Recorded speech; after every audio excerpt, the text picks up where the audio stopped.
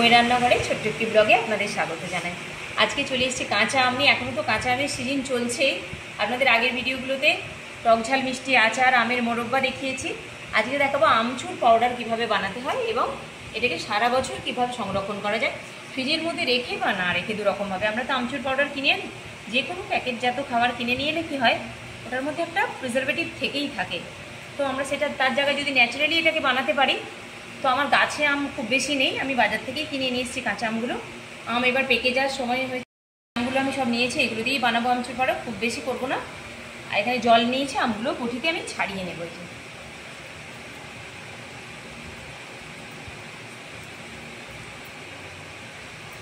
কাঁচা আছে কিন্তু একটু একটু আঁটি বসে গেছে। আমি গোটা অবস্থায় এভাবে ছাড়িয়ে জলের মধ্যে রেখে কাটা দিয়ে আমি কুড়িয়ে নেবো এটাকে।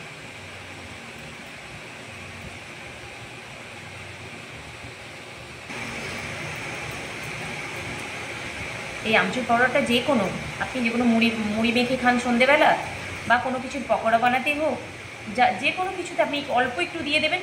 বা এই আমচুর পাউডার দিয়ে শরবতও খাওয়া যায়। আমি এইভাবে জলে রাখবো যাতে আমের কষটা বেরিয়ে যায়। এভাবে প্রত্যেকটা আম আমি সুন্দর করে ছাড়িয়ে নেব। দেখো বন্ধুরা, আমগুলো এইভাবে ছাড়িয়ে নিয়েছি। এবার জলের মধ্যে দেখো কালো কষটা বেরিয়ে গেছে। আমি দুবার ধুয়ে নিয়েছি, আবারও ডুবিয়ে রেখেছি। ওর মধ্যে থেকে আমি তুলে তুলে এবার এই যে কাটারে আমি এটাকে কুড়িয়ে নেব। আমার ছোটো কাটার, এটাতেই হয়ে যাবে, কোনো অসুবিধা হবে না। আটিটা শক্ত হয়ে গেছে বলে আমি এটাকে মাঝখান দিয়ে আর কাটলাম না। এইভাবে আমি কুড়িয়ে নেব।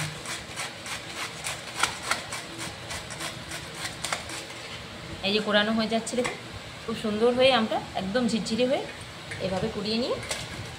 তবে এটা একদিনের ব্যাপার না, এটা 3-4 দিন লাগবে, সময় লাগবে মানে শুকনো হতে। আমি আজকে এটা করে দেখালাম, আপনাদের সঙ্গে 3-4 দিন পরে দেখা করব। আমচুর পাউডার রেডি করব যখন, তখন দেখা করব শুকনো হয়ে গেল। কড়া রোদ্দুর হয়েছে, আজকে রোদে দিয়ে দেবো। 2 থেকে 3 দিন লাগবে শুকনো হতে। কারণ এ থেকে আমের রসটা বাদ দেওয়া যাবে না, তাহলে টক ভাবটা চলে যাবে অনেক। প্রয়োজনে এটাকে রস সমেতই রোদ্দুরে দিতে হবে।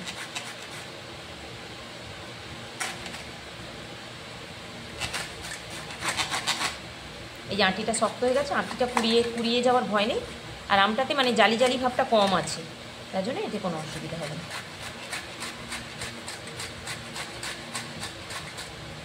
এইভাবে আমি সব আমগুলোকে কুড়িয়ে নেব। দেখো বন্ধুরা, আমগুলো এই যে সব পরিষ্কার করে কুড়িয়ে নিয়েছি। আমগুলো সব রং এসে গেছে, আমি বুঝতে পারিনি। বাইরে থেকে দেখে যখন মার্কেট থেকে নিয়ে আসছি, ভেতরে দেখলাম রং। এইভাবে সমস্ত আমটাকে সুন্দর করে কুড়িয়ে নিয়েছি। এবার আমি আটিগুলো বাদ দিয়ে দিচ্ছি। এখানে দিয়ে আমি এটার মধ্যে পাতলা করে এইভাবে ছড়িয়ে কুলো বা ঝাড়ি থাকলে ভালো হয় আরও রোদে দিলে, কিন্তু আমার কাছে এরকম জিনিস কিছু সেইভাবে নেই। আমি এর মধ্যে অল্প অল্প করে সব চারিয়ে এইভাবে দিয়ে দেবো। পাতলা করে দিতে হবে একদম, যাতে তাড়াতাড়ি শুকিয়ে হয়।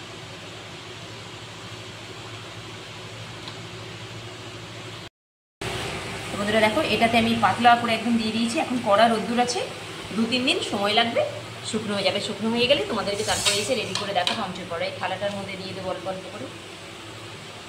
ভিতরে এসে গেছে, একদম পাতলা করে দেবো, বেশি দেওয়া যাবে না, তবে তাড়াতাড়ি শুকনো হবে। এটা এই গরমকালে খাওয়াটাও খুব ভালো, এবং যে কোনো রান্নাতে বা যে কোনো প্রিপারেশানে প্রিজারভেটিভ ছাড়াই আপনারা এটা ব্যবহার করতে পারবেন। আম এখন সারা বছর পাওয়া যায় একদম, তবে রোদ্দুরটা সারা বছর এরকম করা থাকে না, যার জন্য এই সময় করে নেওয়াটাই বেশি ভালো। এই থালাটা সরিয়ে দেবো। আরও একটা জায়গা নিয়েছি, তাতেও দিয়ে দেবো অল্প করে।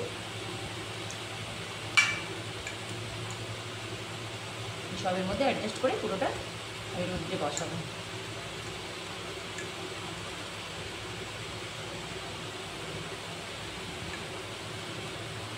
পাতলা পাতলা করে এর মধ্যে এগুলো অ্যাডজাস্ট করে দেবো, কারণ আর বিশেষ এরকম জায়গা আমি দেওয়ার মতো দেখতে পাচ্ছি না। কারণ সব কিছুতে কাঁসার বাসনে এগুলো দেওয়া যাবে না, এগুলো আমের তো টক ভাব আছে, যার জন্য নষ্ট করে দেবে বাসনপত্রকে। চলো রোদ্দুরে দিয়ে দিই এগুলো, বাইরে খুব রোদ্দুর হয়েছে। তো বন্ধুরা, সেদিন যে আম ছাড়িয়ে আমগুলোকে কাটারে কুড়িয়ে নিয়ে রোদ্দুরে দিয়েছিলাম, বলেছিলাম আমচুর পাউডার বানাবো আগের ভিডিওতে।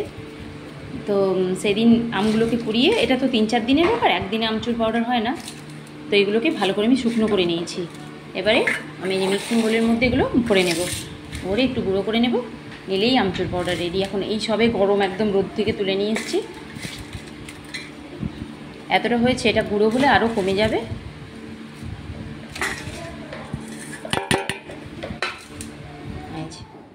এখানে এটা রেডি করে দিয়েছি, এবার এটাকে গুঁড়ো করে নেব। তো গুঁড়ো করে নিই তোমাদের দেখো। তো বন্ধুরা দেখো, এই যে মিক্সিং বলে আমি এখানেই মেশিনটা বসিয়ে আমি গুঁড়ো করে নিয়েছি।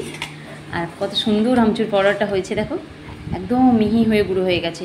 এটা বাজার থেকে কিনলে অবশ্যই তো প্রিজারভেটিভ থাকবেই, তাতে এটা বাড়িতে যদি বানিয়ে নেন সারা বছর ফ্রিজ ছাড়াই সংরক্ষণ করতে পারবেন। এই কড়া রোদে 3-4 দিন সময় লাগে শুকনো হতে। পাতলা করে কোনো জায়গায় চালুনি বা কোনো কিছুতে করে যদি মেলে দেন তো খুবই সুন্দর হবে। দেখুন এত সুন্দরভাবে হয়েছে, একদম মিহি হয়ে গুঁড়ো হয়ে গেছে। এটা যদি আপনারা 1 গ্লাস জলের মধ্যে এইভাবে দিয়ে অল্প করে দিয়ে যদি আপনারা, এটা তো টক আমনেরই করেছি, অল্প লবণ দিয়ে এর মধ্যে আইস কিউব দিয়ে গরমের সময় যদি এক গ্লাস খেতে পারেন, এটা শরীরের জন্য খুব উপকার। কাঁচা আম থেকে তৈরি তো এটা খুব উপকার আছে। আমি আইস কিউবেতে দিয়ে দিলাম, আরও 2টো দিয়ে দিলাম। এইভাবে লবণ দিয়ে নিজেরাও করে খেতে পারেন এই গরমে। আর যে কোনো ভাজাভুজি ফ্রাই, ভেন্ডি ফ্রাই করুন বা যে কোনো কিছু ফ্রাই করতে গেলেই আমচুর পাউডার একটু লাগে। মুড়ি মেখে খেতে গেলেও ভালো লাগে, চাটের সঙ্গে যদি দেওয়া যায় এটা, তো এটা খুব সুন্দর হবে। আমচুর পাউডারটা এটা বাড়িতেই বানিয়ে নিয়েছি আমি। প্রথমটা করেছি, অল্প করেই করেছি, এই যে এতটা হয়েছে তোমাদের দেখাই দিলাম। এর মধ্যে আটকে থেকে যাচ্ছে একটু।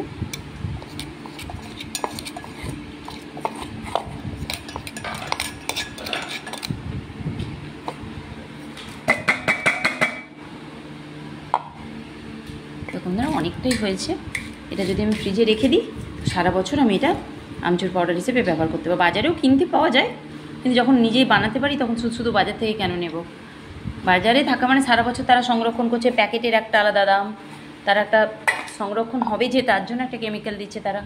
তো সেই জায়গা থেকে এটা অনেক ভালো, খেতেও ভালো, এর স্বাদটা অনেক ভালো থাকে। আরও একদম মিহি হয়ে সুন্দর হয়ে গুঁড়ো হয়ে যাবে। 3-4 দিন আমি রোদে দিয়েছি, দেওয়ার পরে এটা এইভাবে সুন্দর হয়ে গুঁড়ো হয়েছে। তো বন্ধুরা চলো, আমচুর পাউডার কীভাবে সংরক্ষণ করবে তোমাদের দেখালাম। আমের বিভিন্ন রকম আচার, আমার পেজটাকে ফলো করে রাখবে। আমের বিভিন্ন রকম, কাঁচা আম থেকে পাকা থেকে সব বিভিন্ন ধরনের আচার, আমের মোরব্বা আগের ভিডিওগুলোতে দেখিয়েছি, আরও দেখাবো, তোমরা আরও মেনুগুলো পেয়ে যাবে।